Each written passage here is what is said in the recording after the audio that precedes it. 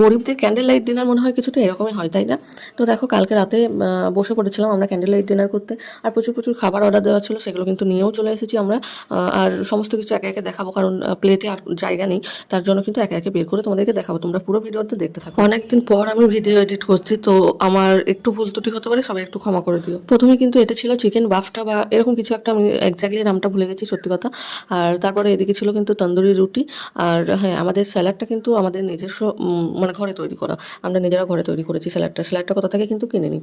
এবার বলি আমরা লাইট ছেড়ে ক্যান্ডেল লাইট ডিনার কেন করছি রাত্রেবেলা বসে বসে।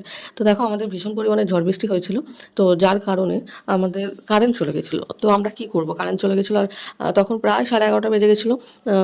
মানে খেতে দেখতে দেখতে একটু ওয়েট করছিলাম যে যাতে কারেন্টটা আসে, কিন্তু কারেন্টটা সত্যি আর এলো না। তো প্রায় 11:30 বেজে গেছিলো, আর কতক্ষণই বা ওয়েট করবো। তার জন্য কিন্তু আমরা ক্যান্ডেল লাইট ডিনারের মতো সব সাজিয়ে নিয়ে বসে পড়েছিলাম। এবার বলি এতগুলো খাবার কেন অর্ডার করেছিলাম আমরা। এতগুলো খাবার অর্ডার করেছিলাম অ্যাকচুয়ালি কালকে ছিল আমার বার্থডে। তো কালকে আমাদের খেতে যাওয়ার কথা ছিল বাইরে, রেস্টুরেন্টে খেতে যাওয়ার কথা ছিল, কিন্তু হঠাৎ করেই ঝড় বৃষ্টি আসার জন্য সেই প্ল্যানটা কিন্তু ক্যান্সেল হয়।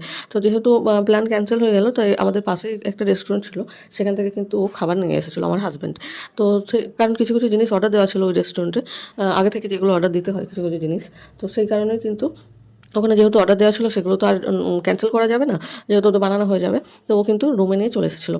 এদিকে দেখো চিকেন তন্দুরিটাও বার করে নিয়েছে, আর ওদিকে কিন্তু 2 রকমের চাটনি দিয়ে দিয়েছে সাথে, একটা ধনেপাতার চাটনি আর একটা কিছু একটা বটে, একটা কিসের চাটনি আমি জানি না, যদিও আমি টেস্টও করিনি সেরকম, আমার ওটা ভালোও লাগে না।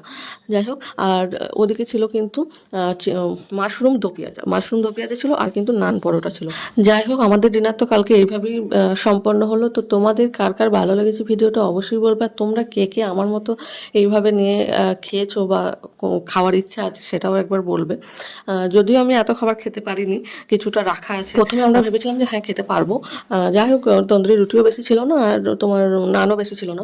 তো যার জন্য ভেবেছিলাম যে হ্যাঁ খেতে পারবো, কিন্তু তারপরে দুটো চিকেনের পিস খেয়ে আর একটু খেতে ইচ্ছে করছিল না, কারণ অলরেডি 11:30 বেজে গেছিলো। আর ভালোও লাগছিল না, তার মধ্যে কারেন্টও ছিল না, গরম করছিল। হ্যাঁ, তো দুটো চিকেনের পিস খেয়ে আর মনে হচ্ছিল না যে খাই। তো যাই হোক, রাখা আছে তন্দুরি। যেহেতু খাবার নষ্ট করাটা আমার খুব একটা পছন্দ নয়, তাই রেখে দিয়েছি। যদি ভালো থাকে তাহলে ব্রেকফাস্টে আমাদের খাওয়া যাবে, যদি না ভালো থাকে তাহলে কিছু করার নেই, নষ্ট সেই করতে।